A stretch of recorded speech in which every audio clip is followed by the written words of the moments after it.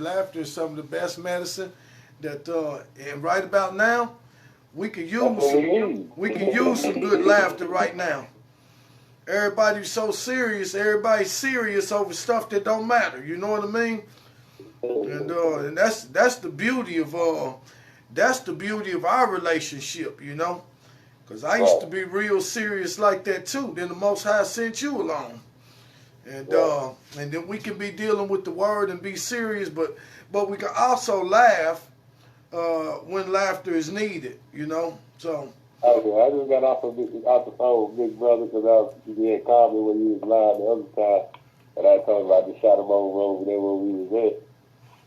But then I ended up reading chapter 11 for him in the book of Yeshua, but he got one too, so I was like, all right, let's deal with it. You know what I mean? And as we got to dealing with it, he got to clap the shit out of him. Right. Like, well, okay, yeah. I'm going to give brothers and sisters a chance to chime back in onto the video. And shouts out Michael Royster. Shouts out Sister Jacqueline Berry. Shouts out to you, brothers and sisters. I need y'all to, if y'all be so kind, maybe y'all can tag a couple of people, bring a couple of people in. Now, to get some of our sisters and our brothers on here because we the real Jews that the Bible speak about, so the Most High ain't through speaking about our condition. And we're going to continue to deal with things that are important, not no nonsense that's not important. Shouts out. We got our big brother back, Asim Nazarite, Gimme Yahoo. I think Gimme Yahoo, if you got some time to hang around, you might find this one a little bit interesting. So it's going to be hand in hand, right along the lines of some of the things that you've been dealing with about, about us unifying ourselves. You know, it was a good video. I didn't come in there yesterday because I didn't want to break your stride. You know what I'm saying? With acknowledgments and all of that. So I just watched from the distance, and I know that you was right about what you were saying. And that's one of the things I tell sisters all the time. If he that find a wife find a good thing and obtain the Most High's favor, then women and men alike got to understand. A man, yeah, I can go and chase a woman down and I can find her. But ultimately, she got to choose me. She got to choose me to be hers. You know what I mean? And the man got to accept the responsibility for chasing a woman down. You chase something down, you cover up the leg, cover up the feet, the head stick out. You cover up the head, the feet stick out. You been to chase something down that don't fit into your life. And then you praying to the Most High that he'll do something about this woman. But the Most High tell us that we should be very careful about the decisions that we make. And women likewise. You go and grab that man, you base him on all the wrong things, and then at the end of the day, he turns out to be something that's displeasing to you, and you want to get rid of it, you want to get out of it, but at the end of the day, you can't because you chose that individual. So that's what our King was dealing with on yesterday. When me and King Rashard, we're going to come back with something that goes a little bit deeper into the reason why our brothers and our sisters have the problems that they have amongst each other. As we said before, we the real Israelites. We the real Israelites that the Bible speak about. And in order for us to be the real Israelites that the Bible speak about, then we're going to have to be able to see ourselves as the Most High sees us. And when we can see ourselves as the Most High sees us, then we'll have a full comprehension of why our faith and our trust have to be put into the one that was prophesied to come to raise us up and to restore us and equip us for the work that lies ahead as it relates to all the other families of the earth. But before we can have an impact on the other families of the earth, we must have an impact on our own family. So we're going to take right off running. We're going to be coming out of the book of Yeshua. I had to bring King Rashard into the picture because when we had some of our young kings in town a few months ago, I had sent them away with a couple of books, and that was one of the books that I sent them away with. And King Rashard, I had to call him because he still has his. I'm going to have to get me another one. So we're going to bring him on so he can do some reading. King Rashard, I want you to just send some shouts out to your brothers and sisters. I want to make sure everybody can hear you. Yes, sir. Peace and blessings, everybody. I don't know if they can hear you. You sound like you was a little low there, son. You're going to have to speak loud and speak strong because you're coming through a Bluetooth. Yes, sir. Yes, sir. Peace and blessings. Can y'all hear? Can everybody hear King Rashard?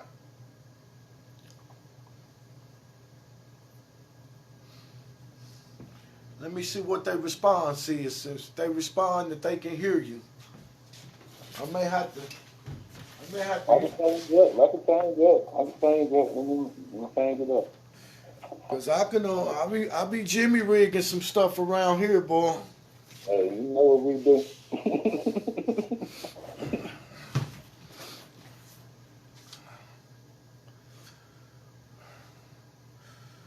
Okay, so we're gonna take off running. Now, let me open up with this passage coming out of the Paulinian epistles. King Rashard, find this so we can open this up. I suffer not a woman to teach. Find that in the letters, in the Pauline epistles. Yeah, I know he can send a request on the live video, but a lot of times when we bring brothers and sisters into those live videos, it affects the sound real bad.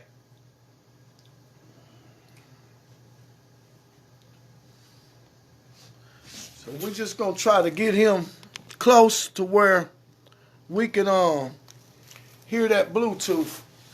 I believe we got enough to hear him.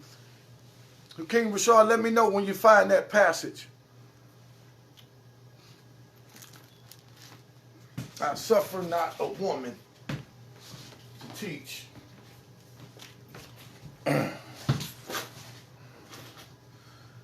Shouts out to you once again, Twin Ware Boys. Good to see you. Got some leisure time to come and chime in with your big bro.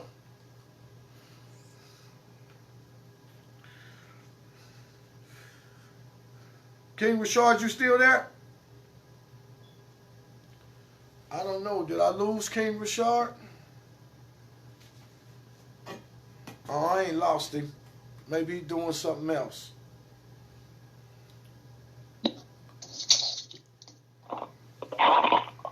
Can you hear me? Oh yeah, we can hear you. We should be able to hear you loud and clear now. Thank you though for that. Thank you for that advice, Lynette. Did you find that passage yet? I've been trying to get my life together. Okay, that's all right. Do what you do. I'll find it.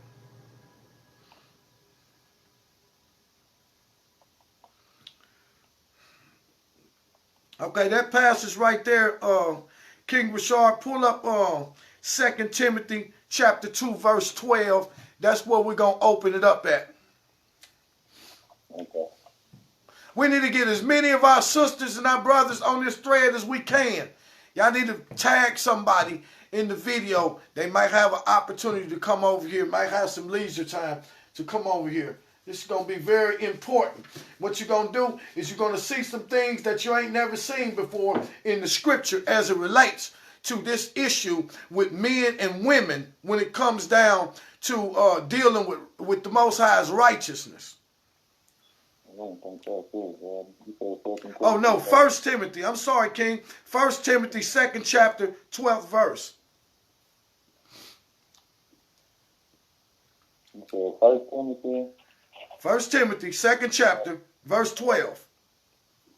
Yeah, that's it. It says, this is 2 Timothy, 2nd chapter, verse 12. 1 Timothy. 1 Timothy. Yeah, I'm in 1 Timothy. Okay, all right. Read loud and strong. Yes, sir. It's 1 Timothy chapter 2, verse 12. But I suffer not a woman to teach, nor to pass, what is that? Usurp authority over the man, but to be in silence. Now that's a passage that's familiar, and it's one of those passages that men, us brothers, have used over and over and over again when it comes to sisters that are dealing with the word, and some of our sisters are a little bit more outspoken than others. And then brothers come along and try to use a passage like this as a means to silence them. What they don't understand is that Paul, he was no different than the woman that he was talking about. He didn't have no authority to usurp the authority of the Messiah neither. So unless it's being spoken through the mouth of the Messiah, telling you that I suffer not a woman to do these things, then it's to be cast off. See, it was something in Paul that just wasn't right when it came to women. Something in him just wasn't right when it came to women. We're going to take a look at some of those things. And when I brought this next passage that I'm going to bring out, when I brought this out, oh man, brothers, they was backpedaling, treading water and everything, trying to find another use of this particular passage. Now I'm going to pull it up and I'm going to share it with y'all so y'all can see what it is. Watch this.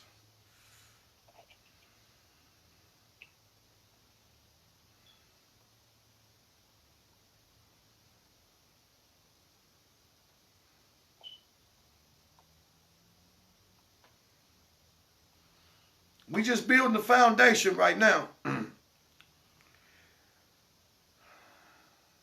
Pull up 1 Corinthians chapter 7, verse 7.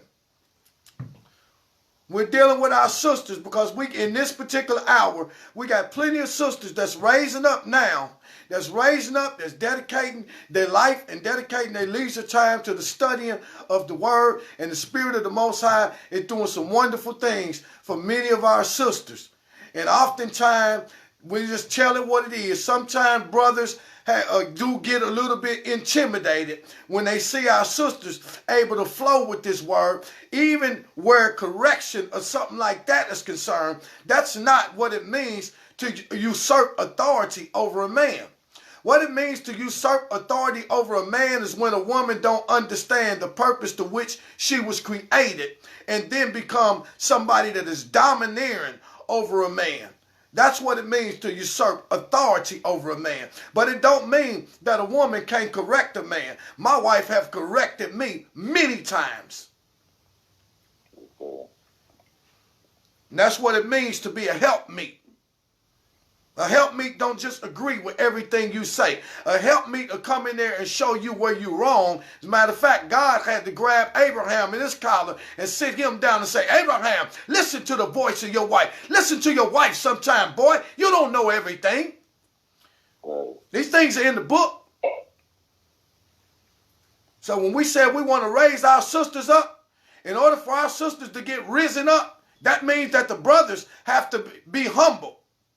That you have to literally humble yourself and then put your woman on your shoulders and raise her up so that the Most High's glory can come through there. It is the two of you becoming one, operating with one mind according to the purpose that God had given us. Okay, King Rashard, let's go. Let's show you some of these errors about Paul. First he says, I suffer not a woman to teach. Well, he don't have the authority or the power to permit or suffer anybody or forbid anybody from doing anything. See, that was that same pharisaical spirit. He didn't want to digest the fact that the Messiah had already crushed the pharisaical empire. And see, many times people ain't ready to humble themselves. So he said, I suffer a woman not to do this, not to usurp authority over a man. She can't teach nothing. Let her go over there and sit down somewhere and just be quiet. I think one of the reasons why the world is in the condition that it's in is because men have misused the scripture where our sisters are concerned, and they have failed to get the necessary help that's going to come from only our sisters. Read it, King Rashard. What you got? So I got 1 Corinthians, the 7th chapter, picking up at the 7th verse. It says, For I would that all men were even as I myself. But every man has his proper gift of God, one after this manner, and another after that. I say, therefore, to the unmarried and widows, it is good for them if they abide, even as I. But if they cannot contain, let them marry, for it is better to marry than to burn. Now, let's look at this. Now, here the brother says, I wish that all men were even as myself. So what we're looking at now, apparently, Paul is in the absence of a wife. Well, can you imagine what the world would be like if all men were like him? Does not the book say in the book of Genesis that God would create for the man a helpmeet? Does not the book say that the two will become one? Does not the book tell them to be fruitful and to multiply and fill the earth with images and likenesses of the Most High? Does not the book say that? Who said that in the book of Genesis? Most High. So if the Most High says it is not good for a man to be alone, all one, if the Most High said that, how could this brother come along and say, well, I wish all men was like me and be by themselves? And if they can't contain themselves, it's better to marry than to burn. So I understand that he was dealing with the issue of fornication right there. But see, the Most High didn't create Adam to live his life by himself. And he didn't create Adam to live a life of abstinence neither. He created Adam and then gave Adam a wife so that his purpose can continue to fulfill itself as they produce the next generation of children. Now, when you look in the world that you are living in, when you see a man cast a woman off to the point to where they're trying to be like what Paul said, like himself, and not have no woman, then you have to understand why the Most High created the woman for Adam in the first place. It says that when Adam seen that all the other animals had mates and they were producing, he knew something was wrong. He was being fruitful. I mean, they were being fruitful, and he couldn't be fruitful because he didn't have nobody. He was all by himself. So God said it's not good for a man to be alone.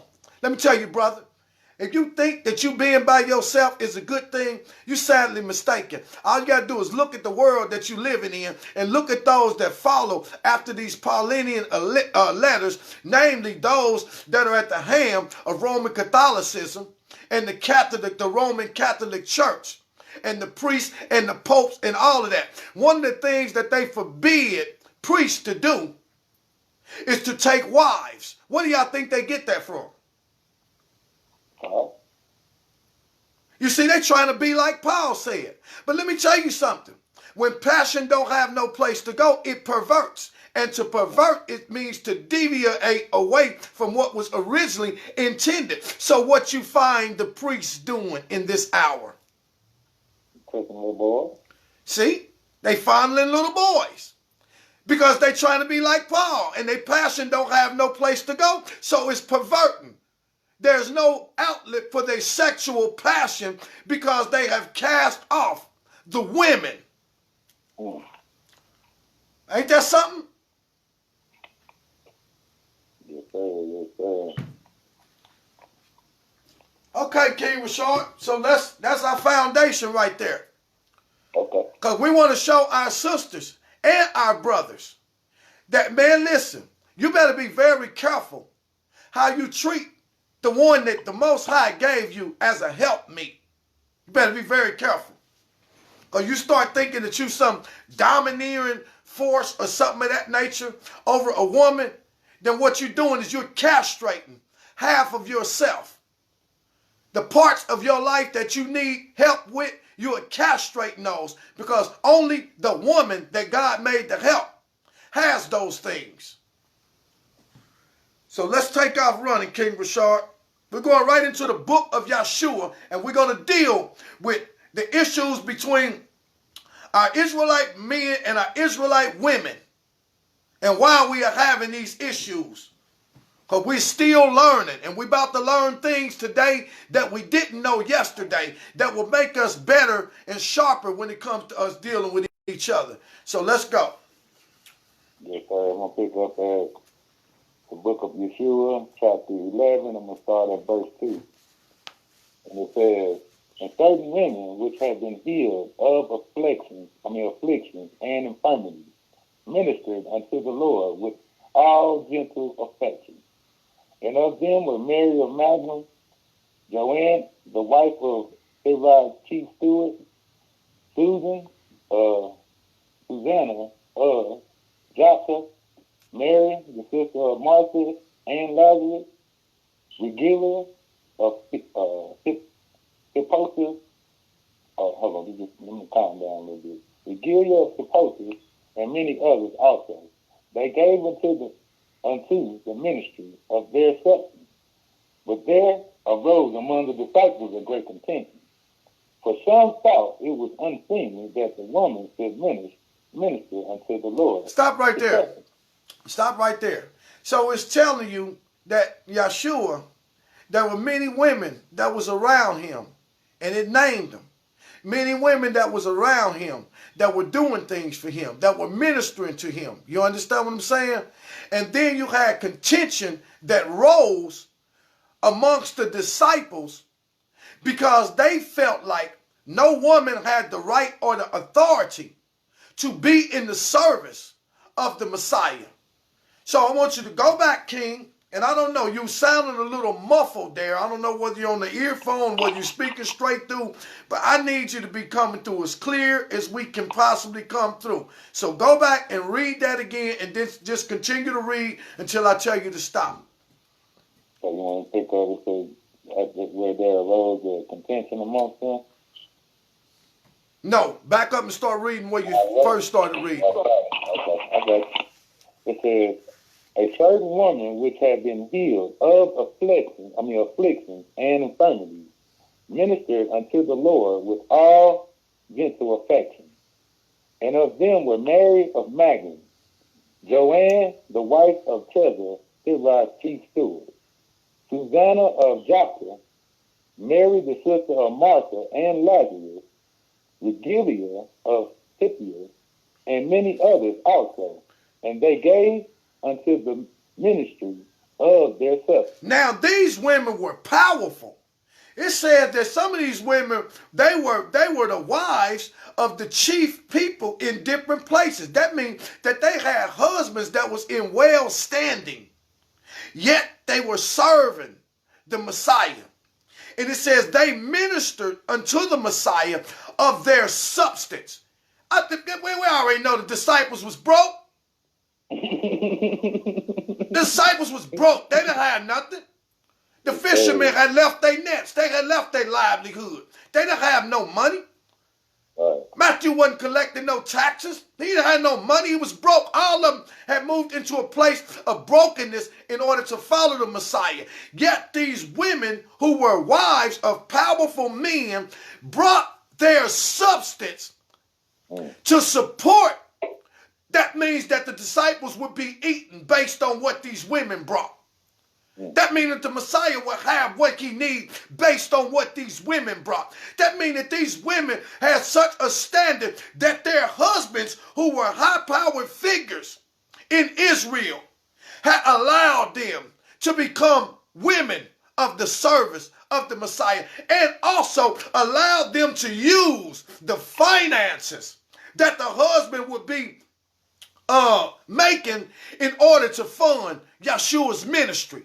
And here you got, just like now, you got some rot-gut men out here, ain't responsible for nothing. Sisters out here going to work every day, bringing in the money, going to make the money, go to the store and buy the food, carry the food, come home and cook the food, and then you think that she's some type of doormat or to lay down in a corner like a dog. Well, this is the mindset of the disciples after they get through eating what these women have brought.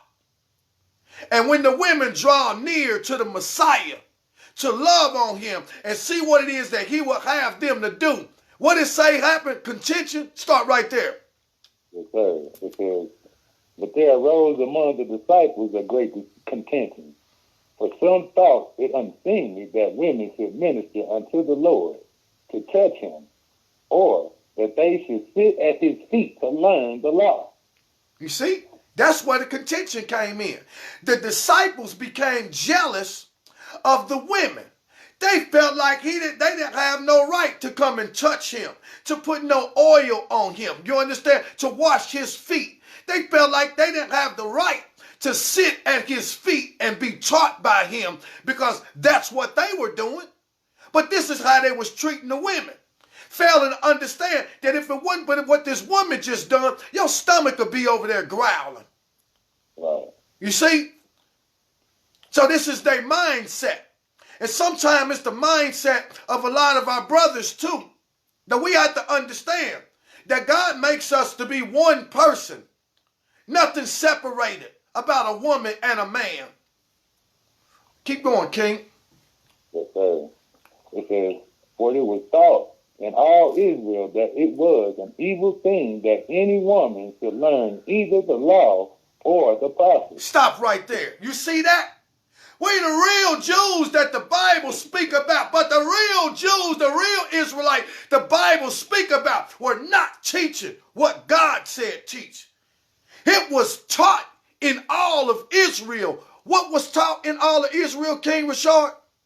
That it was an evil thing that any woman should learn either the law or the prophets. It was taught in Israel that it was an evil thing. It was an act of evil that a woman would commit if she sat down and attempted to learn the law or learn the prophets or learn of the things of the Most High. It was taught to them in Israel. This is the disciples now having a contentious moment, a jealous, wicked-hearted moment about the women that are serving the Messiah. He said it was taught. You see, so the Messiah got to do some brainwashing. Because the Messiah said, I don't give a damn what they just taught you.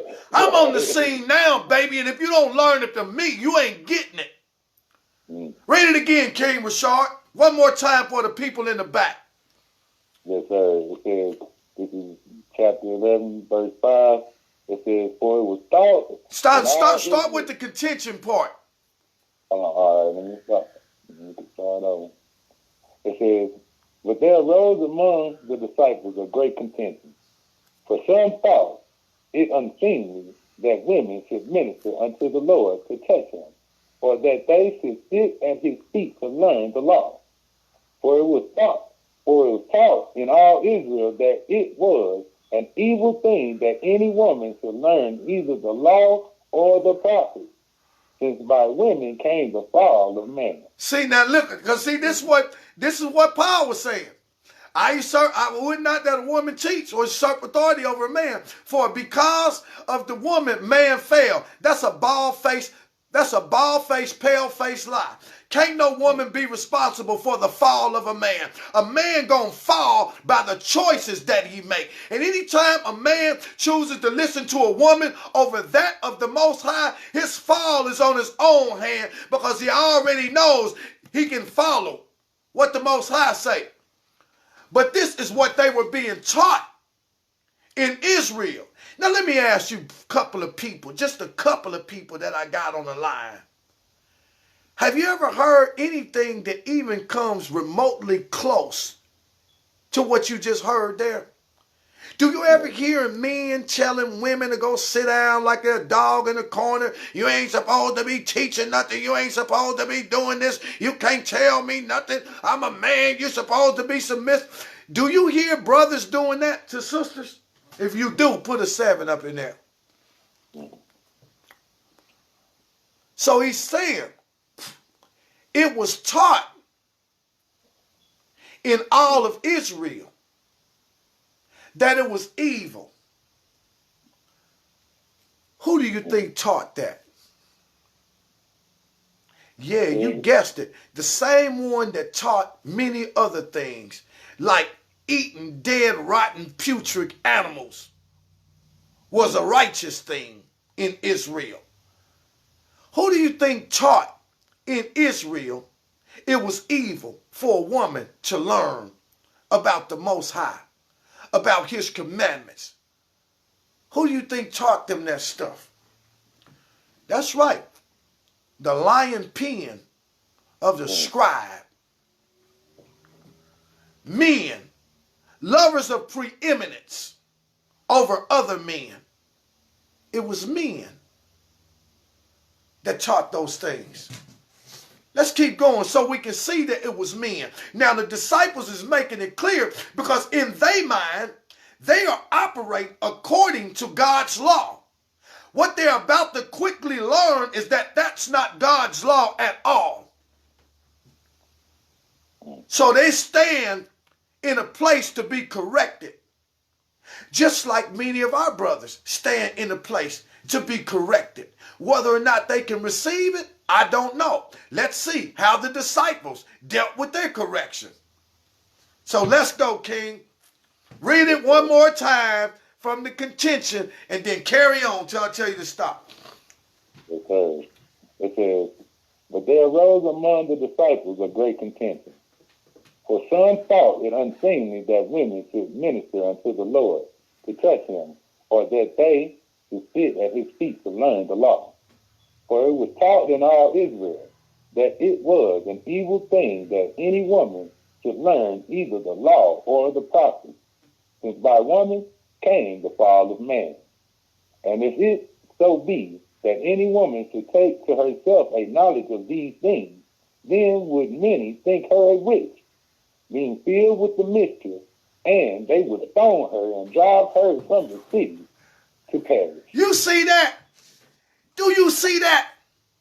Do you see our brothers have the same crooked, corrupt, rot gut mindset as the disciples had back then? Because they are not paying attention to the words of the Messiah. He said, now listen, not only were we taught in Israel that it was evil for a woman to learn the law or to learn the prophets or to sit at the feet of the Messiah. He said not only was we taught that that was an evil act, he said, but when we found women that did learn the law, that did have a spirit of righteousness running through them that was born out of the things that they have learned, he said they were taken to be witches and stoned to death. That means, do you see any brothers stoning women in this hour because of their ability to be able to recite, to be able to dissect, to be able to interpret the scripture correctly? Do you see any brothers out there stoning those women? Do you see brothers out there calling women and calling sisters witches and all of that type of stuff? Now you see where it's coming from, right? Ain't no new thing under the sun. You'll know Israel by what Israel do. And in this case, it's what the men of Israel were doing to the women. And it's the same thing that the men of Israel are doing to the women in this hour. Read that part again, King. It says, for it was taught in all Israel that it was an evil thing that any woman should learn either the law or the prophets, since by women came the fall of man. And if it so be that any woman should take to herself a knowledge of these things, then would many think her a witch, being filled with the mischief, and they would stone her and drive her from the city to perish. Now when Yeshua heard the manner of their dispute, he withdrew from them a little way. Now, here's what you got to understand. These dudes are having a conversation. What they don't realize is that the Messiah is on his way into their atmosphere. But he paused. And he just said, I'm just going to listen to what they're saying.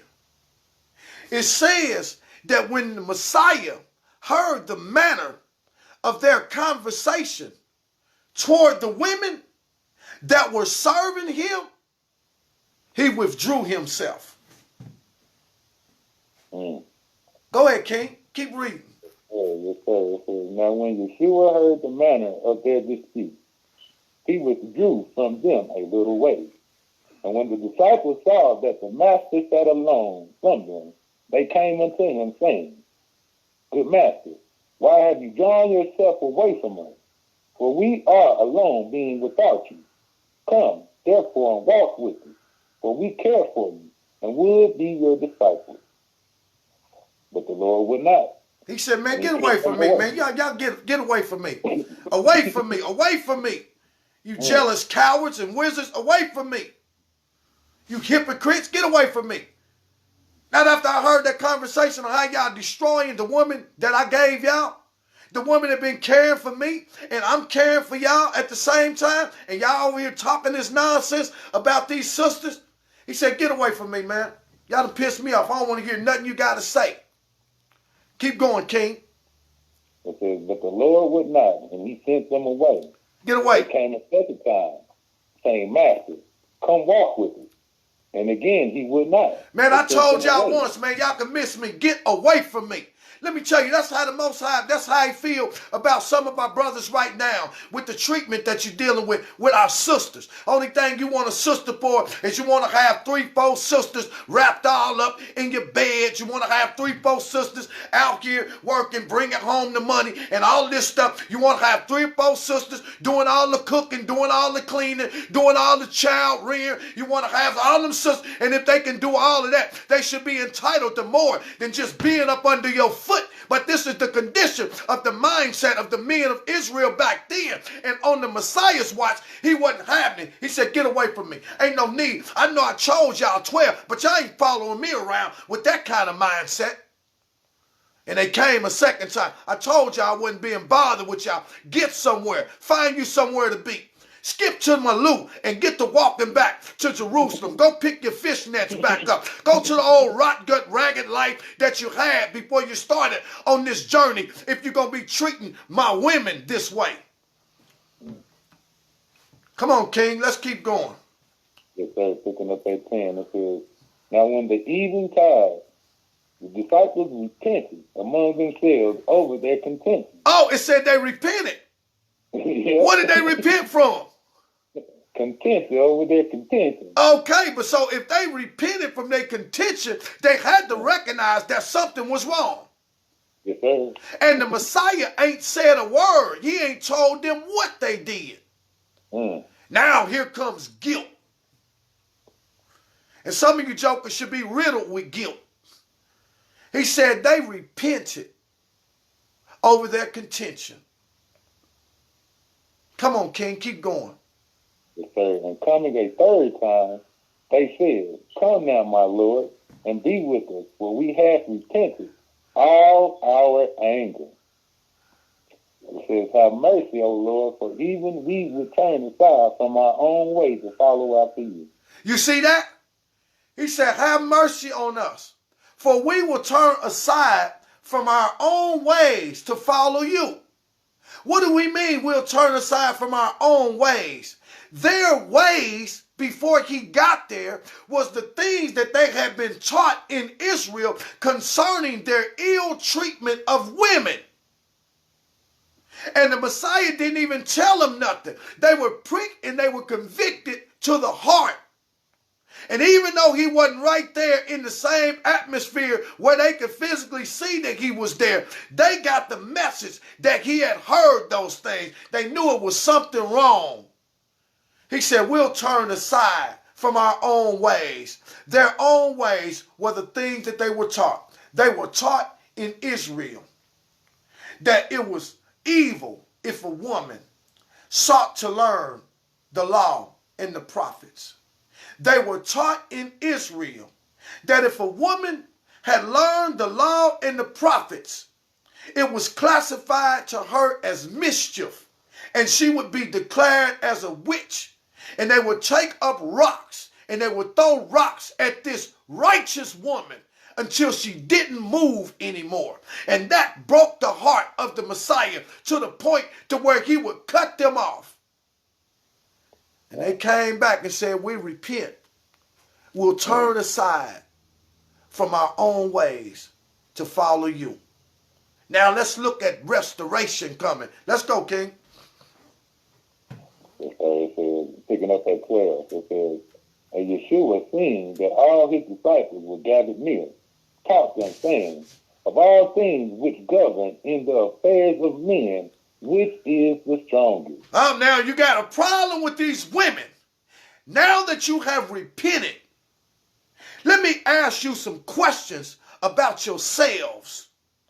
Any brothers out there that got a problem with our sisters, let me ask you a question concerning yourselves.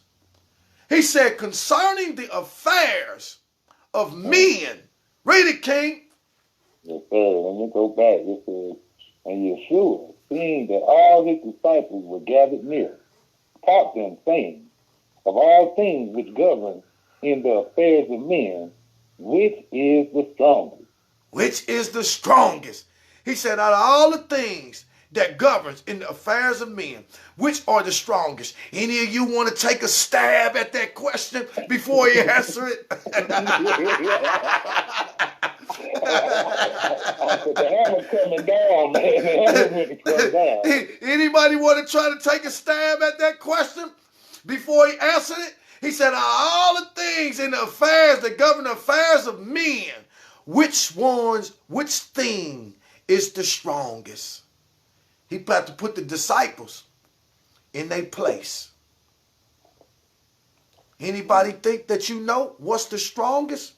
How men love preeminence over other men, and men got all the answers to everything. You got the answers to everything. Come back and answer that. In the affairs of men, which thing is the greatest thing in the affairs of men? Oh, men can always tell women what they should do, what they shouldn't do, what they ain't got no business doing. Men can always tell women that. But out of all of the affairs governing men, come back and tell me before the question asks, which one is the greatest? Okay, John Shaw took a stab at it. He said the universal laws and principles. Well, let's see what the Messiah got to say. Come on, y'all. Bless you, John Shaw, for that comment. Yes, sir. Yes, sir. What they say, King Rashard? All right, here we go. Here go one of them. Here go one of the disciples just said, and one answered, saying, men are truly stronger, having power over all things, for they do compel even that the whole earth and sea should give up its bounty for their sake. See? One of them said men is the greatest. Men got power over everything. They controlling everything. They control all the animals, all the sea, and everything got to bow. So things governing the affairs of men, I would say that the man himself is the strongest. He's the greatest. What the Messiah got to say? What another one say? You can write it down. But another said, nay, kings are the strongest of all, for they rule over the affairs of men, making subject unto their will the ways of men and of nations. So here come another one. He said, nah, it ain't the man that's governing that's the strongest in man's affair. He said, nope, I'm going to tell you like this. We are all men, but we're up under the king. He said the king is the strongest when it comes to the affairs of men, because the king is over men and reigning over men, and whatever the king say, that's what men gonna do. So by that standard, I would say, Messiah, that the king is the greatest when it comes to the affairs of men. Come on. It says, for all men are forced to obey the commands of the king, even in the midst of war. For the wrath of the king is more greatly to be feared than the dangers of the enemy which comes from abroad. And another said, if men be strong and kings be strong, then is wine strongest of all. Uh-oh. Here come another one. He says, so okay, the question is asked. Here's the question. Concerning the affairs of men, which is great, the greatest thing. One of them said, men are the greatest because men have subdued the earth and bring everything under their jurisdiction. And then another disciple came and said, nope, I tell you this, men are up under the authority of other men who have preeminence over men, so therefore the king is going to be the greatest. Well, another one came up and said, you say that man is the greatest, and you say that the king over man is greatest, but I'm going to tell you, I believe that wine is the greatest when it comes to the affairs of men. Why do we say that, King? We go back. It said, another said, if men be strong and kings be strong, then is wine strongest of all. For it brings low the mightiest king, and exalts unto heaven the lowest of men. He says, so if men are strong and kings are strong, then I'm going to say wine is stronger. Because if you get enough wine in a king, he'll fall victim to madness. And if you put enough wine in somebody that's on the ground, he'll get boisterous and raise up. He says, so by that standard, wine has the capacity to bring a king low and then to raise a low man up when he's intoxicated and up under the influence of something outside of himself. He says, so that by that standard, Messiah, I would say that wine is stronger than the men and the king that reigns over them. Yes, sir. It says, for strong wine doth make the wise to appear as foolish, and the cowardly to appear as brave, and the friends to appear as enemies. See? That is wine, man. He say, see, that's what wine do. Wine will make a wise man appear as a fool, and wine will make a cowardly man turn into a man of valor. So he said, well, wine is the strongest. Wine's stronger than both of them. That's my answer right there. Anybody got another answer, King Rashard? Yeah, I'm going to feed all the way into it. Come on. It says, thus is wine more powerful than man or king, directing all ways the affairs of men. For when a man is drunk, he knows not what he does, and when he is sober, neither does he remember. Thus spoke the disciples concerning that which was strongest in the affairs of men. But the Lord spoke unto them, saying, hear now this parable and be wise. Okay, here's a parable coming. He said, listen, I heard what you had to say about the affairs of men. So what I'm going to do, I'm going to shoot you this parable. Hear now this parable. It says, hear now this parable and be wise. For there was a certain king who would take captive a distant city, and bringing forth his armies, he laid siege against it. But for all his might, he could not breach the walls thereof. For they were strong and mighty, and against its strength did many perish. And after a season the king grew weary, and he went again to his own kingdom. And all the people rejoiced in the strength of the wall. And they boasted before God how that no man could take by force the inhabitants of the city. Now when it was night, there sprung up beside the wall a small and slender vine, made all beautiful and rare. And in the shadow of the city did it grow, sending out its tentacles into the crevices of the wall. And in the morning, when the inhabitants saw it, they marveled, saying, it is a great gift from God. For see how it makes beautiful the whole city. And when it had grown for many years, there came a strong wind in the night, and behold, the wall fell in upon itself, putting in peril the whole city. Which therefore was the strongest in the affairs of men, the king or the slender vine? And one answered, saying, the vine, my Lord. And Yeshua, in hearing this, said, is there not written this saying, the race is not always given to the swiftest, neither the victory of battle to the strong. Why then would you think women unworthy to receive from God a full measure of blessings, seeing that for the sake of your traditions only would you keep them ignorant of the law and the See, that's powerful. So he gives them a parable. He said, listen, there's a mighty king that's coming against the city. He said, but the thing is that the king that was coming against the city would be defeated because the wall was too great for them to breach. And many that was coming against the city would perish at the hands of the wall that was great. He said, and so that the kings left and returned to their own city, and now the city had peace. And in the nighttime sprang up a small vine that started growing in the cracks and crevices of the wall. And when it grew for many years, see, the people always put their stock in that they thought was strong. You see, the wall represents the king, and the king represents the affairs of men. See, the vine don't represent the affairs of men. The vine represents the tender shoot that God would give a man, which would be the woman.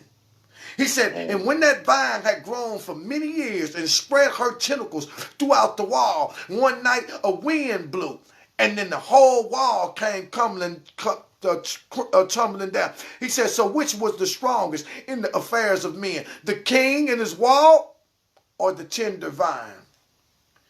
And they had to answer the tender vine, because the tender vine had more power than a mighty king that was coming against it. Because of the tender vine, brought the whole wall that had fortified the whole city. Because of that tender vine, the whole wall that fortified the city that they put their stock into, it came crumbling down. Now the whole city was in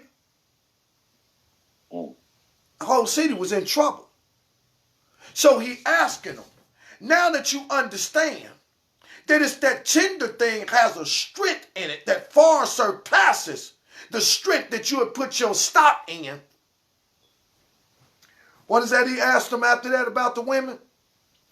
Yes, sir. He said, and you hear him, you said, if they're not written, this saying, the race is not always given to the swiftest, neither the victory of battle to the strong. Why then will you think women unworthy to receive from God a full measure of blessing, seeing that for the sake of your traditions only would you keep them ignorant of the law and the prophets? You see that? Why would you think that women couldn't receive a full measure of the Spirit? And why would you, because of your traditions that you have learned, which Paul carried over in the New Testament, from pharisaical mindset, why would you do that? He said, why would you think? Why would you want to deprive the women of a full measure that they have a God-given right to because of your rot gut tradition? That's a question that needs to be asked to some of our brothers. What makes you think that God would do something for you, but he won't do it for the woman that you... Don't you understand that the woman that he gave you is you? And if you do it to her, you do it to yourself? Don't you understand that God sent the tender shoot to tear the wall down for a reason? To show you that you ain't as strong, brother, as you think you are? That you can be found in some situations that only that tender shoot can help you out of.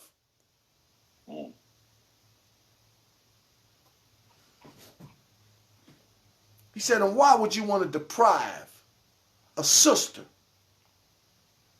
from her full measure, which is a God-given right, to hold on to a rot gut tradition that don't belong to my father? Why would you want to stop a woman from learning about the things of the Most High? Why would you want to stop a woman from being able to expound and to be able to articulate and be profound and prolific when it comes to understanding the things of the Most High? What on earth, what in a man's mind would cause him to feel this way about a woman where he need to have his foot on her throat? These are questions that the Messiah is asking the brothers of today, just like he asked the brothers of yesterday. Read it again, King Rashard. I want them to hear it till it run all the way down in between their toes. And I want our sisters to be able to hear it too, to make them understand that you're going to have to stop thinking like a man. You can't think like a man. You got to think. You got to go on and think like a woman and be the tender shoot that the Most High had blessed you to be. You don't have to be trying to be equal with no man, trying to persuade no man. All you have to do is to be that tender shoot of that vine creeping through the cracks and crevices of the wall. Because there'll come a time that the wall will come crumbling down. And then the strength and the glory that God had given a woman can come and start radiating. Read it again, King. Yes, sir. Yes, sir. Why then will you think women unworthy to receive from God a full measure of blessing, seeing that for the sake of your traditions only would you keep them ignorant of the law and the prophets? For I tell you truly, that all things which move round about in the affairs of men, women are the strongest. See, women of all. What does it say, King? Read it again. It says, for I tell you truly, that of all things which move round about in the affairs of men, women are the strongest. Do what? Who's the strongest? The women. Who's the strongest? Look in the world that you living in. Look in the world that you living in, brothers. Who got the houses? Who got the cars? When I ask the question, you come back and tell me, King Rashard, who got the keys to the apartment? Most time the women. Who got the nice new cars? Who got the good paying jobs? They do. Who's being responsible for the kids? They are. Who do a man call when he's in trouble? The woman? Hey, it's right there. Now, I got some brothers and sisters that's just coming on the line. Okay? So we're going to back up and we're going to read so brothers and sisters can get an understanding of where we are at. We are dealing with, we're the true Jews that the Bible speak about, but in full denial of the places that we are at. And right now we're dealing with women and men and the way we have conducted ourselves. This video, we said we was going to raise our sisters up and we were going to humble our brothers, because when our brothers can humble themselves, grab them sisters, put our sisters on our shoulders and raise them up into the place that they supposed to be, now you're looking at two becoming one flesh, and now we're ready to move in to the purpose that God have set for us as one functional unit. And we was dealing with the affairs of men, because men love preeminence.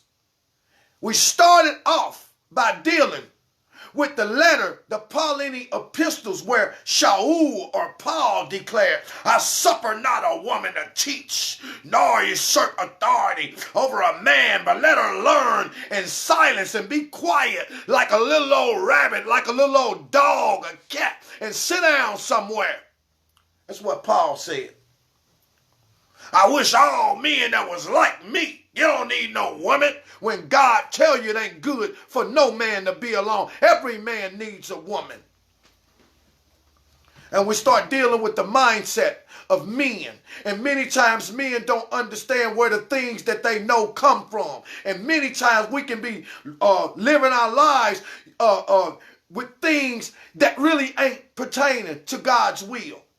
So I want you to back all the way up, King Rashard, and I want you to read extensively until you get to this point right here for the brothers and sisters that have just come on the line.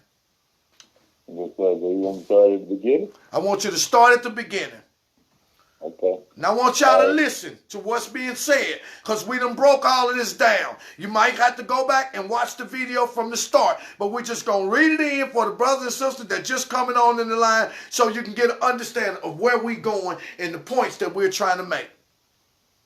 Yes, sir. Yes, sir. This is the book of Yeshua, chapter 11. We're going to pick up at verse 2. It says, a certain woman which had been healed of affliction and infirmity ministered unto the Lord with all gentle affection. And of them were Mary Magdalene, Joanne the wife of Chus, Herod's chief steward, Suzanne of Joppa, Mary the sister of Martha, and Lazarus, Regilla of Hippias, and many others also.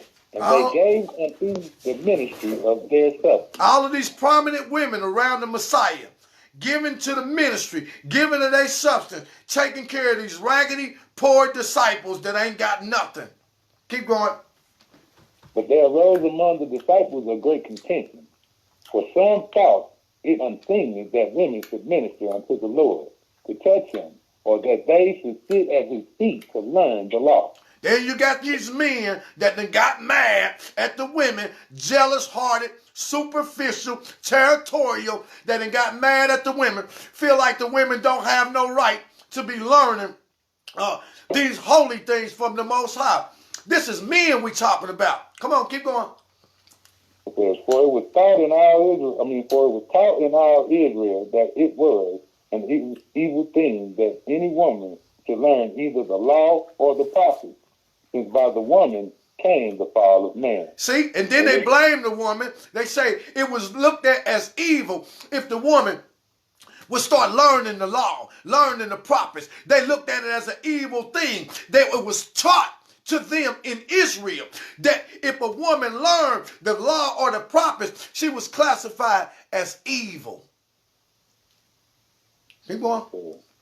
It says, and if it so be that any woman should take to herself a knowledge of these things, then would many think her a witch, being filled with mischief, and they would stone her and drive her from the city to perish. And they were taught back then, they were taught in Israel concerning the women, that if a woman did learn the law and the prophets, and it did have spiritual things coming out of her, they were taught that if you see a woman that can expound on the word, that understands the word, that can articulate the word, that's profound or prolific with her use of the word. If you see a woman like that, they were taught that let her be classified as a witch and let that be counted as mischief to her. She ain't got no business knowing what we know. We the men, we supposed to be ruling and reigning over everything. Ain't no woman gonna be telling me nothing about God. Ain't no woman gonna be doing this. Ain't no woman gonna be doing it. You go submit yourself. Go sit down in a corner. You ain't somebody. They counted her as a witch. And they would stone her. The men would get together and pick up rocks and throw rocks at her until she didn't move no more. They would stone her for her righteousness. The righteousness that she had, that they didn't have, that they would become jealous of, is the mindset that men were teaching the sons in Israel as they came up. Come on, keep going, King. Okay. Now, when Yeshua heard the manner of their dispute, he withdrew from them a little way. And when the disciples saw that the master sat alone away from them, they came unto him, saying, Good master, why have you drawn yourself away from us? For we are alone, being without you. Come therefore and walk with us, for we care for you, and would be your disciples. But the Lord would not, and he sent them away. They came a second time, saying, Master, come walk with us. And again, he would not. You see, away. You better be careful. When you're a man and you don't understand the place, the way you're supposed to keep a woman at, you better be careful, baby. Because at the point you cross off with a sister, that means that he crossed off from you too. He said, get the hell away from me. Ain't no need in you running up here in my face. You're not going to say that you're my disciple, but you don't understand. This woman that I put next to you has just as much right to me, just as much authority as you have. And when you mistreat her, you can't be the one following me. All you brothers, you better hear what's being said. You better hear what's being said. We out there calling your sisters bitches and calling them dogs and calling them hoes and calling them all this. You better recognize that's a joint heir. She has as much right to him as you have. And she is not somebody that's supposed to be up under your foot. She's supposed to be joined at your hip. Okay. He says, so y'all get away from me with that nonsense. You ain't going to say that you follow me, and then you're going to treat these women who you see bringing their husbands' money to me, bringing their baskets of food to me, and I'm turning around and feed you rot-gut, lazy jokers. Ain't got no job, ain't got no money. You follow me around everywhere that I go, and I ain't got no money. Birds have nests. Foxes have holes. I don't even have a place to lay my head. If it wasn't for what these women would do, we would all be starved to death. And where do you find the time to start talking about women because they drawing near to me? That's a question that's being asked to some of you brothers out here. Talking about you holy, you righteous, you a God man, right? But you won't put the woman in the proper place that she's supposed to be. Come on, King, keep reading. Yes, sir. Picking up at 10, it says, Now when it was eventide, the disciples repented among themselves over their contention. And coming a third time, they said, Come, my Lord, and be with us, for we have repented all our anger. Have mercy, O Lord, for even we would turn aside from our own way to follow after you. Now let me ask you a question, King Rashard. What the heck was they angry about? I don't know what they were doing. it's like he said, we done repented of our anger. So what was they angry about? Because they was, I guess they was angry because they was feeling like they was going against the law, and that the women was going against the law. Man, they was angry because what makes average people angry, man? From where do stripes and wars come from? Hey, because somebody got something you ain't got. Yeah, see, they got jealous of the women, man. They jealous of the women to the point to where they mad. And quiet as this kept, they having this conversation outside of the Messiah. What they really want to do is they really want to go by what it is that they believe, and they all want to go get 12 big boulders and just start beating them over the head with them. Because they don't want nobody with him but them. Right. And they mad about that. I mean, man, hey, listen, let me tell you, let's bring this thing real home. You ever had a friend that's just so close to you, and that's like your comrade. Sometimes they like your only friend. But that friend that's like that with you, he got other friends too. Right. And then sometimes you want the friend all to yourself, to the point to where you develop hostility toward his other friends. You know what I'm saying? This was the scenario. This was the scenario because we real people and we living in a real world. You see? And that thing is just human nature. You see, we want to be we want to be close. We want to be the one that's close. I want to be your closest comrade. I don't want nobody close enough to you that can be classified in the same category as me. I don't want a brother there, but it's even twice as worse when you see your partner and then your partner find itself a good woman and you've been used to running around and y'all boys, and now all of a sudden he got time to spend with this woman now, and that's cutting into your time. Oh, don't tell me that it won't piss you off. I'm telling you, I know what I'm talking about. This is real life. We don't deal with that superficial stuff. We're dealing with real life. When we start getting down to the intent and the motive and the intent of the heart, everybody that's chasing after anything righteous, first person you need to be honest with is yourself. These things happen. There have been people in my life, I only wanted them to myself.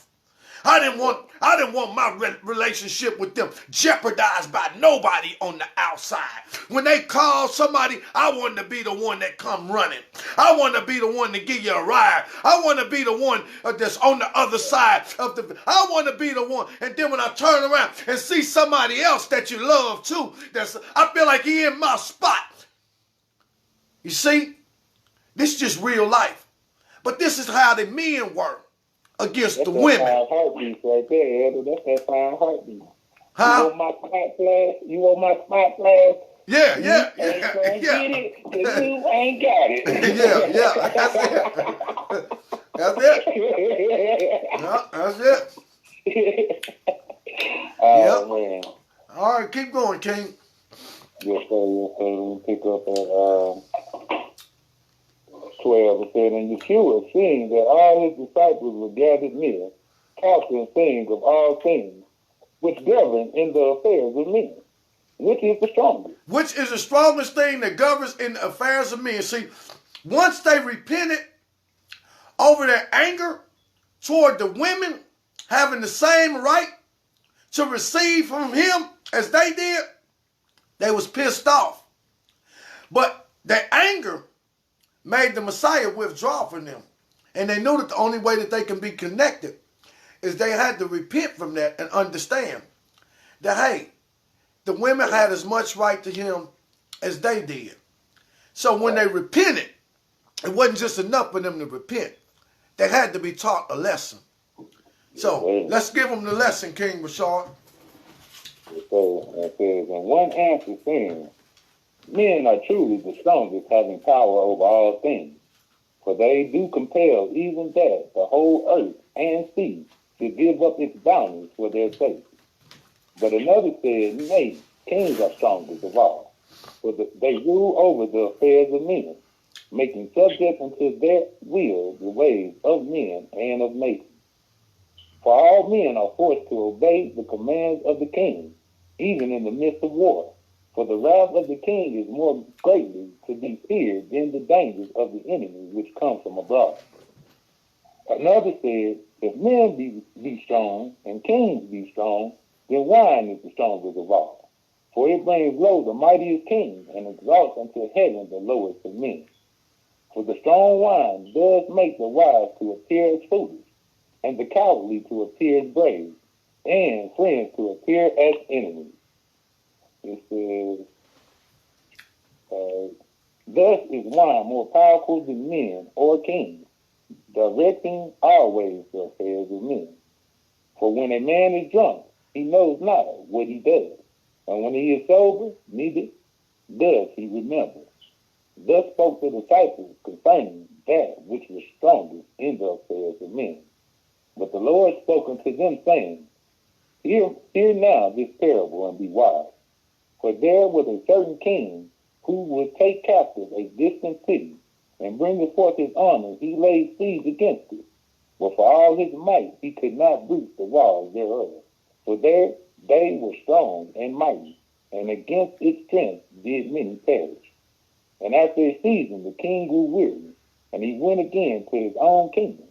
And all the people rejoiced in the strength of the wall.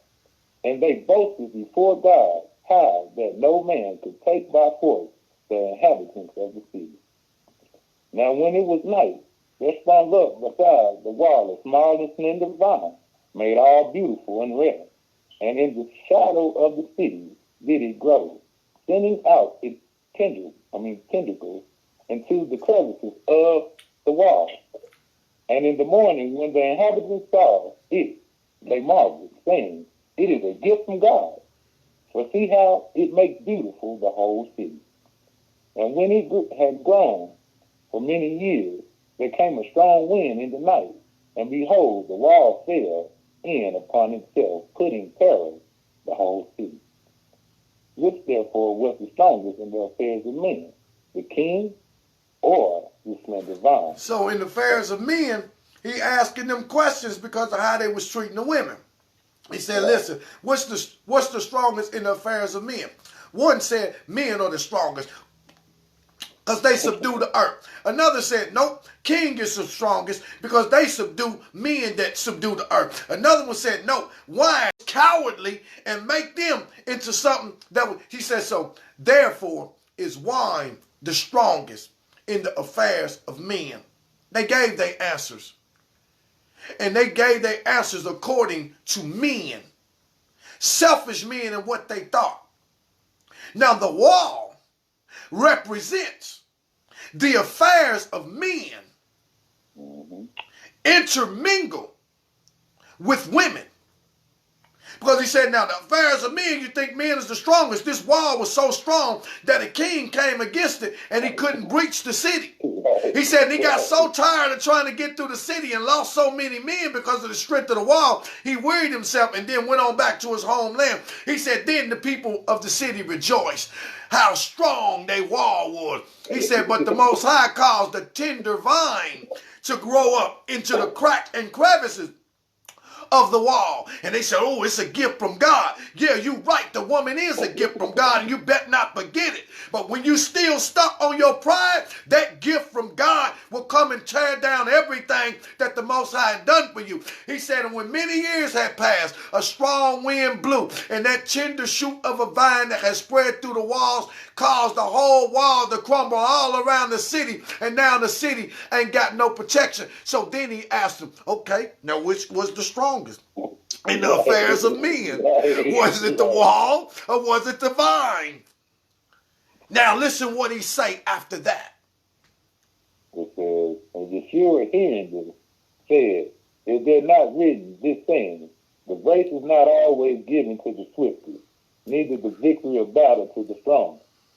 Why then will you think women unworthy to receive from God a full measure of blessings, seeing that for the sake of your traditions only would you keep them ignorant of the law and the prophets? See, that's what men want to do. You want to keep women in a certain place to where they're absent-minded when it comes to the power and authority that God had given them. See, what brothers understand is that we have to move in craft. Till we understand that the woman is our helpmate. She helps us to be better than what we really are. But sometimes we don't want to be better than what we really are, because many things, many vices that we have, we don't want to raise up off of. Many sins we're caught in, we don't want to raise up off of. We would much rather not have that woman that's able to walk around the house spitting flames of fire of God's word and conviction of the Spirit that'll cause us to get up and pull ourselves up. He said, nah, why would you want to keep them ignorant? By your old traditions. That's what your forefathers did. They didn't want the women back then to learn. Because the women learning becomes a challenge, because they challenge you to make yourself better. But that is you. That's yourself challenging you. Don't you understand that that woman wouldn't say nothing different than what the self on the inside will tell you when you looking in the mirror? Man, you need to get yourself together. You need to stop this foolishness. How long you going to keep doing this same stuff? When you going to keep saying you're going to do this and then do something else? When you going all that stuff that the inside of yourself tell you, that's what your woman will tell you. But we'll keep our women in ignorance because we don't want them to be who God made them to be. And that is to help us be all we supposed to be. Go on, King. Continue. For I tell you truly that all things which move round about in the affairs of men, women are the stronger. I bet y'all didn't hear that. And just because they didn't want to hear it, I see plenty of people that drop the video, all that, any other time. Oh, man, elder, go, elder, get up, elder. Got 100 things to say. We start dealing with these knuckleheads, everybody gone now. Read it again, King. Read it again. For I tell you truly that of all things which move round about in the affairs of men, women are the strongest, being greater than kings or wine. For in the womb of the woman are all men made to come alive. You see that? You see that? What was you saying about a woman being a doormat? The Most High said, concerning the affairs of men, in all the affairs of men, women are the strongest. Because without her, there wouldn't be no affairs of men, because there wouldn't be no men. Keep going. Come now and answer wisely. What king shall rule except that he first be fashioned in the woman's womb? Oh, come now. Answer wisely. What king gonna rule that ain't born between the woman's legs? For no man cometh forth of himself. For it is in the womb that men are fashioned, whether king or slave, priest or prophet, lord or beggar. All are come from the woman, and without the woman is no man come unto the earth. Oh, out of all of our scholarly brothers, out of all of our people handling the word, why is it that we ain't never heard this right here?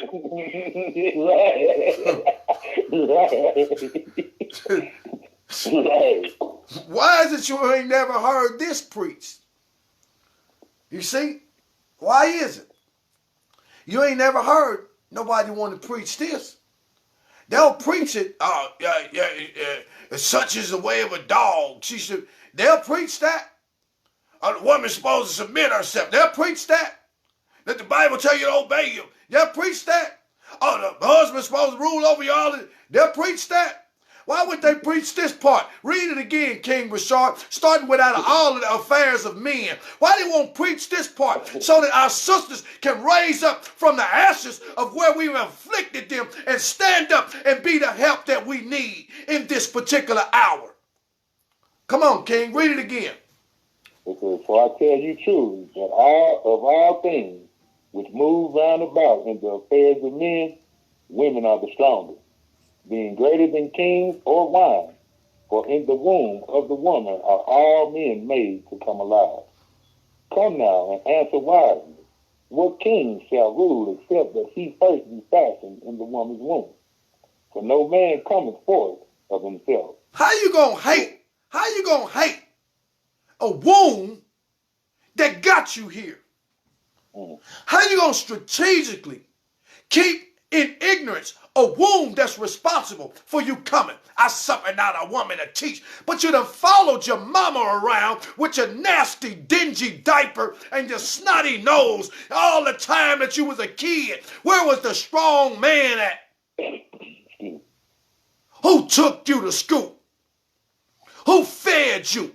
Who put you in a high chair and then put food in your mouth? Who taught you how to swallow your food? Who taught you how to read and do these things? Was it the strong man? Out of all the affairs of men, women are the greatest when it comes to the affairs of men. Because if it wasn't for the woman, it wouldn't be no man born. Who taught you these things? You can say what you want to say about your daddy, but your mama was the first sign of God that you ever seen.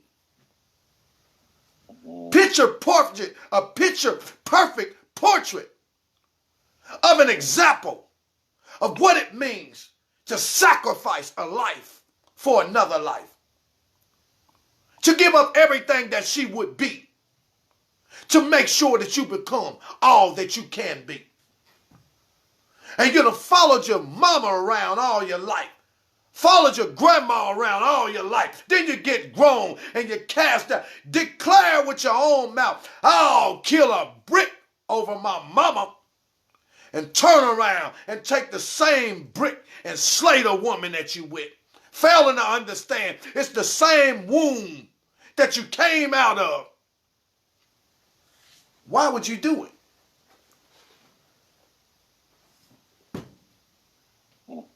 Why would anybody do it? Read it one more time, King, and continue. Yes, sir. It says, for I tell you truly that of all things which move round about in the affairs of men, women are the strongest, being greater than kings or wine. For in the womb of the woman are all men made to come alive. Come now and answer wisely. What king shall rule except that he first be fashioned in the woman's womb? For no man cometh forth of himself. For it is in the womb that men are fashioned, whether king or slaves, priest or prophet, lord or beggar. All are come from the woman, and without the woman is no man come unto the earth. I tell you truly, that for the sake of a woman will a man surrender both wealth and power, or forget altogether his parents and friends. For even the mighty, being kings, if they will be greater still, make themselves subject unto their wives, and will give unto them anything which they should ask. Have you not read how that Xerxes, while he was yet Lord over all the earth, being king in Persia, granted to Esther the life of all Israel? For this cause do you celebrate the feast of Purim in joy and thanksgiving.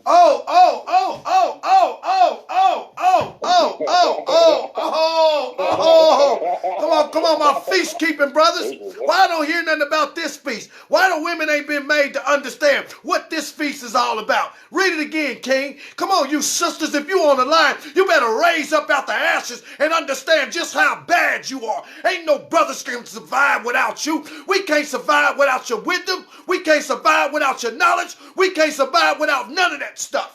You better raise up out of the ashes. Ain't no need in running around trying to think like me, because my thought process is already messed up. We need you to be the woman that God made you to be.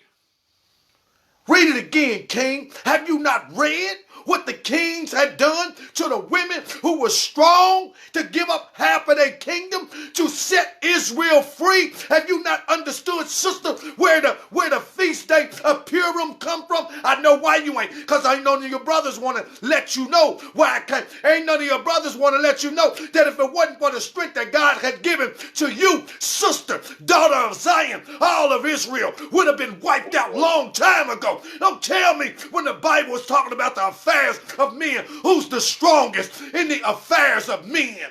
It is that woman continuously over and over and over and over again making a way for the brothers. Read it again, King. Every time I deal with this, I get excited. Yes, sir. Yes, sir. It says, have you not read how that Xerxes, while he was yet Lord over all the earth, being king in Persia, granted unto Esther the life of all Israel? For this cause do you celebrate the feast of Purim in joy and in thanksgiving. For if the woman Esther did God deliver Israel from her man, who desired the death of all of the Jews. Whose foot was Esther up under? Whose foot was Esther up under? You tell me. When all of Israel was looking to her uncle Mordecai, who brought the trouble on Israel for refusing to govern himself according to what was set up at the hands of Haman, brought the trouble on Israel. Who do you think? Whose foot was on Esther's neck? Esther had to go in there and deal with the king. Esther had to go find favor with the king, while Haman had erected gallows up all over the place. And on a specific day, every Israelite in the nation was to be hung at the gallows of Haman. Every last one of them. And it was written and it was decreed and sealed with the signet of the king's ring that every Israelite would die, male and female. Who's the greatest in the affairs of men? Mordecai didn't have the power to do nothing. Neither did any of the other men of Israel have the power to do anything. But Esther, the woman, became the greatest in the affairs of men, found favor in the eyes of the king, and was given, the king gave her the life of all of Israel. Anytime a king signed or sealed something with his signet ring, that thing was to be carried out. She exemplified power that overrode the signet of the king's ring.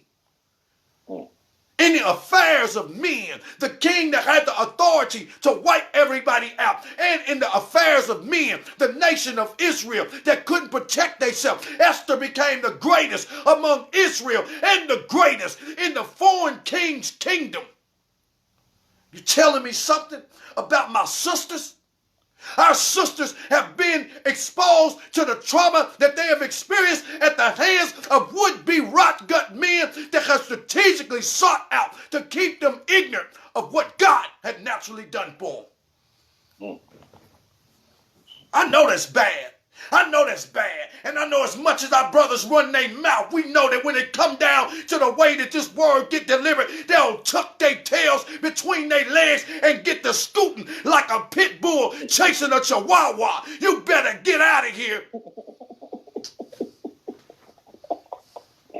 Yes, indeed. Yes, indeed. Oh, yes.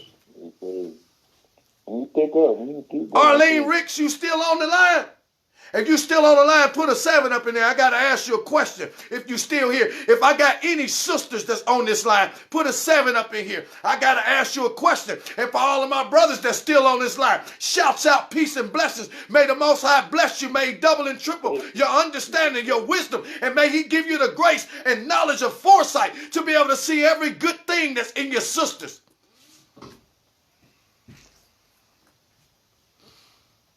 So, we see who's powerful. Is it any more that you want to add to that, King Rashard? Because I know it's some more.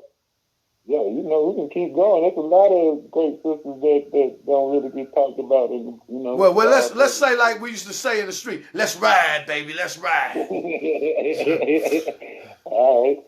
I'm going to pick up at 38. It says, why then will you withhold from women things which are come from God? Have you not read how that in the day when Josiah was king over Judah, there was found in the temple the book of the law, which no man knew, not even the high priest, nor Jeremiah the prophet. So they took the book to a woman whose name was Helda, a prophetess of great renown, and desired that she should tell them from whence it came, whether or not it was truly that book which was come from Moses. And she delivered unto the king the word of the Lord concerning the book, and all Jerusalem also. Consider again this other also, for the judge. Hold up. Let's deal with Huldah for a minute. Because here the Messiah is still dealing with these disciples. He said, y'all been taught all this foolishness. Why I ain't teach you this? Why you ain't been taught that? Why you ain't been taught this? Have you not read about Josiah, the king that was anointed king at 8 years old, didn't have an understanding? Jeremiah the prophet, 17, I'm too young. Say not that I'm too young. Jeremiah, Isaiah, all the prophets were children and teenagers without understanding. Neither could the priest or any of the people that was there understand it. The book of the law that was found in God's house. But they heard about a woman. Let me tell you, the book of the law you brothers is talking about, let me tell you, the only reason why you know it, the only reason why you're able to understand it is because of what this woman did. The king, the priest, nor the prophets could understand what was written in the book. And they heard about a sister named Huldah that was a prophetess. She was a prophetess, and it's quite naturally that they heard about her, because that tells you that she wasn't in the same place that they was in. Because with the right gut thinking of the men of Israel, that woman would have been classified as a witch, and they probably would have tried to stone her to death because of what she knew. And they went and found her, King Josiah and Jeremiah and them, and all the prophets, all these people, all of them was teenagers without understanding. And the old men didn't have understanding. They found this sister named Huldah. And Huldah got the book of the law and began to expound on the book of the law and expound to Josiah, the 8-year-old king. And based on what Josiah heard coming out of Huldah as she expounded on the book and enlightened the eyes of the young king's understanding, he would send people out in Israel to destroy every idol, every temple, everything that had been built up in opposition of the Most High would come crumbling down as he sat at the feet of this woman that God had given power to. You don't tell me that our sisters don't have the authority to speak, don't have the authority to teach, don't have the authority to be prolific, don't have the authority to expound on scripture? Are you kidding me? He said, have you not heard? Have you not read the story, brothers, that got your head so steeped in books?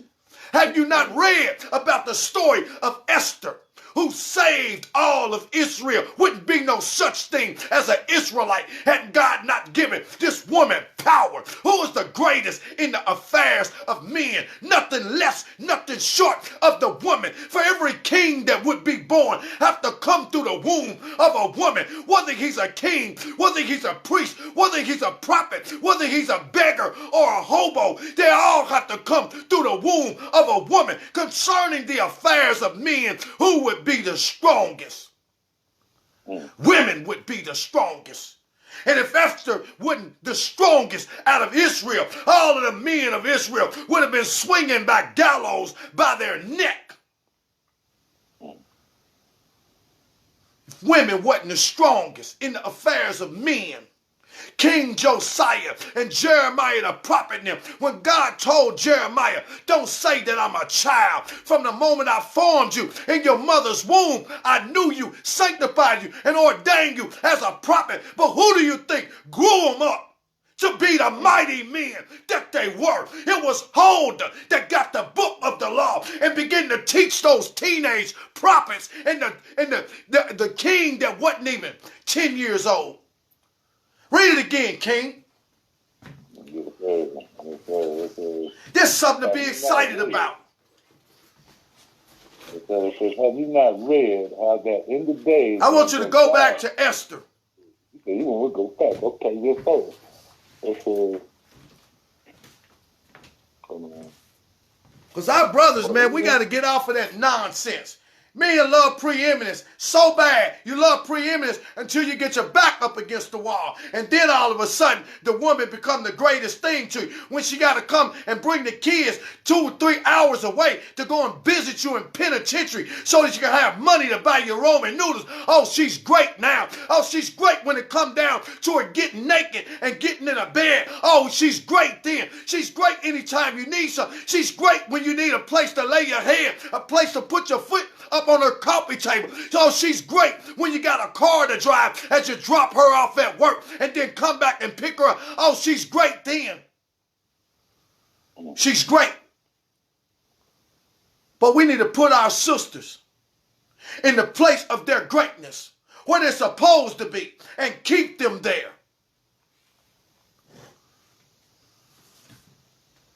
I know what I'm talking about, y'all don't.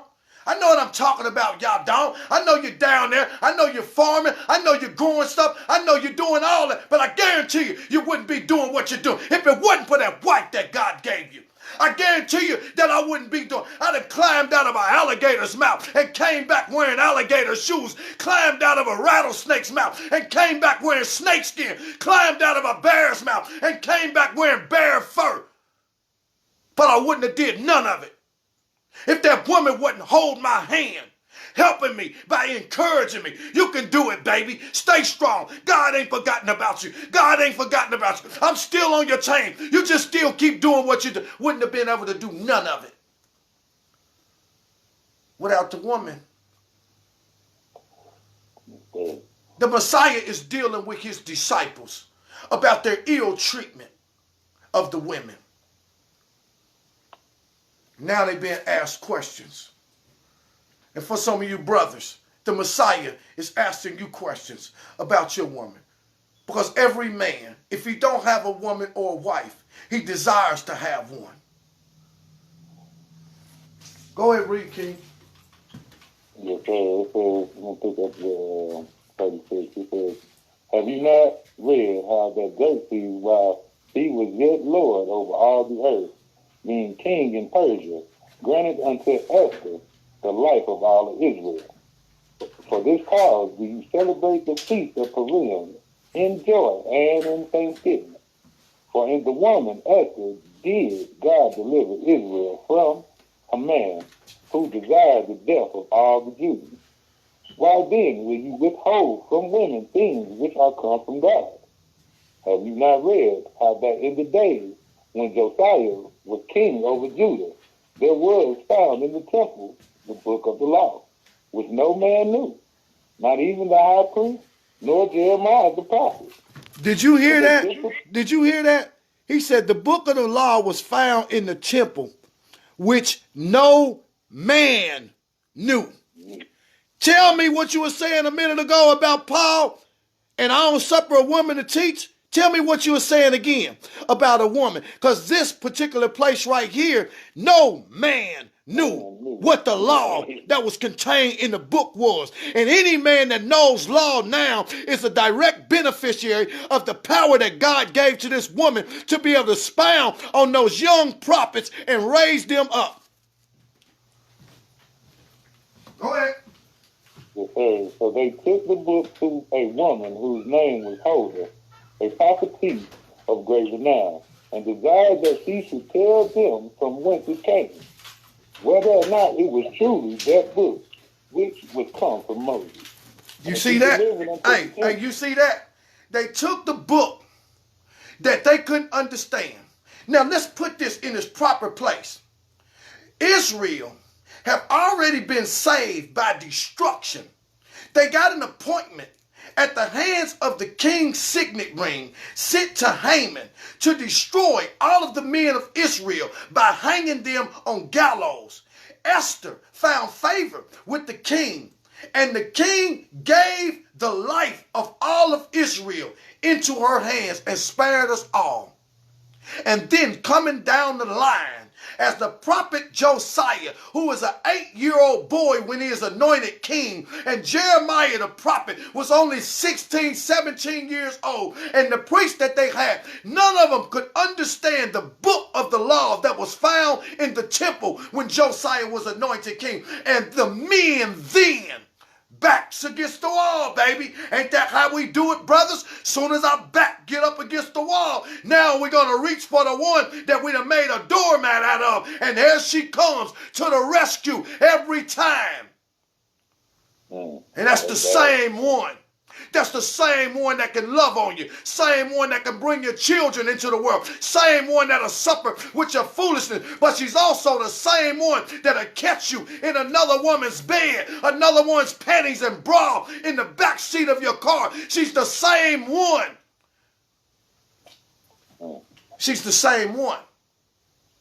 And this particular case, when the man's back is against the wall, it said they found a woman holder, and they took the book to her, and they desired that she would teach them what was in the law. Let me tell you, brother, if you out here and you spitting that nonsense that come from Paul, talking about I don't suffer a woman to teach or to usurp authority over no man. It ain't about no authority. It's about purpose, and it's about giftings that God can give in each one of us that become a benefit to us as we make one functional unit out of ourselves. Brothers pride themselves on what they know in the word, what they know in the word. Tell me, what would any of us know when it come down to the books of the law if it was not for holder? What would any of us know? Because those things that were taught to the children who God ordained as prophets and kings while they were children, I'd like to believe that he done it just so that one day we could bring forth a message like this to all these so-called would-be, wannabe leaders that ain't got nothing together, just love preeminence, want to shine before other people, want to be reigning over somebody, want to have preeminence over other men. But out of all the affairs that's governing men, women are the strongest. For ain't no king, priest, prophet, beggar, or bum coming into this world except he come through the legs of a woman. They desire. You can pick it up right there, King. They desired that she should tell them from whence it came. They desired that she would tell them from whence it came. You see that, sisters?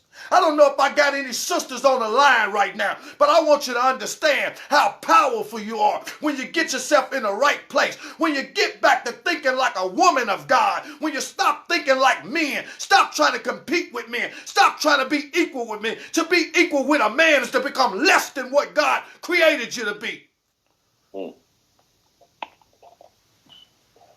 It says whether or not it was true that the book which was come from Moses, and he delivered unto the king the word of the Lord concerning the book, and all Jerusalem also. She delivered to who? She delivered to the king. Who is the greatest in the affairs of men? Men are the greatest in the affairs of men because they have subdued the earth. No, kings are the greatest in the affairs of men because they subdue the men that have subdued the earth. She taught the king, right? And then it says, and she taught all of Israel. Read that part again. Ooh, that sent shockwaves through me. Ooh, ooh. I've been holding that one in.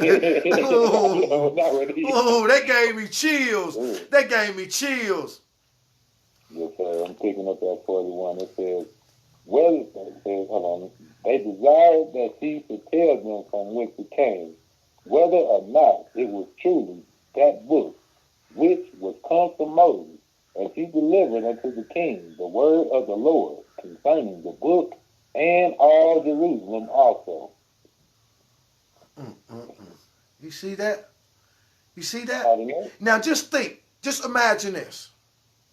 Imagine if they were living by what these self-proclaimed apostles said. Right. They would have never showed up. And the self-proclaimed apostle only said what he said because that's what the men were taught in their day. But just imagine where we would be if they had that mindset that a woman couldn't teach. See, a woman teaching don't mean that she's usurping authority over a man. A woman teaching and expounding just simply, they back, they ain't going nowhere. All praise to the Most High. I know this stuff, I know this word can get so good to you say, hey, the video froze, but I'm going to wait. It's coming back. We back now. So come on, King, let's keep going. Yeah. Shouts out to you, Tony, right? Yeah, we got to laugh. We got to laugh because that's some flamethrower. That's some flamethrower. The Most High wasn't doing nothing but thinning out the hurt, thinning out the hurt, thinning out the hurt. We got a few people that fall off, but that's okay. They'll keep coming and going. All right, what we got, King? We pass Holden now. Let's go. All right, it says, consider again this other also. For their judge in Israel, Deborah, the wife of Lepidus, and she called unto Barak, that he might save Israel from the hand of Sisera. Yet would Barak not go forth except that Deborah should stand beside him in the day of battle. Who's the greatest in the affairs of men? Who's the greatest in the affairs of men? Here you got Barak. He's going into battle. He's the leader of the army. He got to take Israel into battle. But he don't dare. He like, listen, I ain't going to no battle. I ain't going to fight nobody. If I ain't got my sister with me, if I ain't got my sister's wisdom with me, if I ain't got my sister's perspective with me, I ain't just jumping out there on no anything. Read it again, King. It says, yet would Barak not go forth except that Deborah should stand beside him in the day of battle. And Deborah, by her faithfulness unto God and Israel, delivered the nation from evil. Which of you, therefore, being man, have done like unto these women? Which delivered unto all Israel the word of the Lord. See, I can ask my brothers that question right now.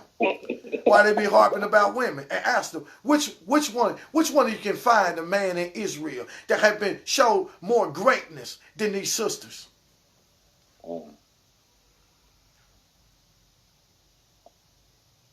That's powerful, ain't it? So the whole thing is, you a sister, you chasing after the word. You chasing after the word. You understand why you chasing after the word. You don't chase after the word in the same way that your brothers chase after the word. We chase after the word so we can impress each other with what we think we know.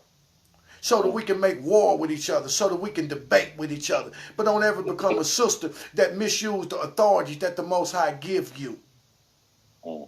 Your authority have to be used in the right way. Because if women are the greatest in the affairs of men, that is when they're walking according to the purpose that the Most High have given them. But they also can become the most destructive force in the affairs of men when their power is not harnessed in the way that it's supposed to be. We're getting to that point right there. We're getting there. Come on, let's go.